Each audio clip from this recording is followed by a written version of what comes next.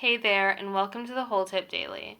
If your sweet, innocent soul thought that things were ever going back to normal, buckle up, you're in for a bumpy ride. The new normal is here to stay thanks to the Great Reset, brought to you by the World Economic Forum. On thegreatreset.com, it explains why we need to reset. Well, the pause during lockdowns created by the pandemic will result in a 7% decrease in global emissions in 2020. The UN states we need a decrease of 7.6% every year until 2030 to avoid climate and ecological disaster. This means we need to maintain the same decrease every year as if we were living in lockdown. The challenge is that as we emerge from the pandemic, the pressure to go back to business as usual will intensify. But people don't want to go back. I want to go back. Don't you want to go back? Says only 23% of the UK public believe following lockdown, advertising should encourage people to consume, shop, and fly like before lockdown. 77% believe it is the industry's responsibility to encourage people to behave more sustainably like during lockdown. Right now, we have a small window of opportunity to reset and shape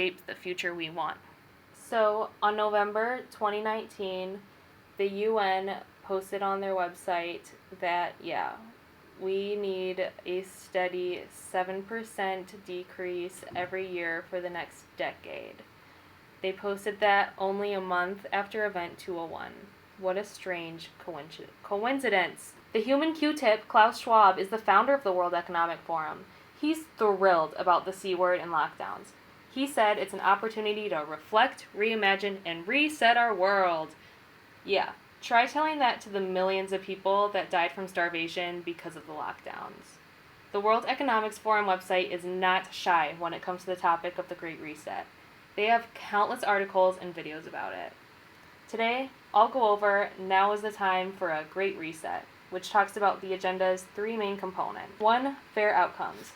Governments should implement long overdue reforms that promote more equitable outcomes. Depending on the country, may include changes to wealth taxes, the withdrawal of fossil fuel subsidies, and new rules governing intellectual property, trade, and competition. Hey, Kamala likes to talk about equity. And what are they talking about intellectual property for? Well, this video posted by the WEF, around minute 10, they start talking about getting access to our thoughts and feelings. Here come the thought police. 2. Ensure that investments advance shared goals, such as equality and sustainability. It reads that the large-scale spending programs that governments are implementing represent a major opportunity for progress. Rather than using these funds, as well as investments from private entities and pension funds to fill cracks in the old system, we should use them to create a new one that is more resilient, equitable, and sustainable in the long run. This means, for example, building green urban infrastructure and creating incentives for industries to improve their track record on environmental, social, and governance metrics. So every aspect of our lives will be under the bidding of the WEF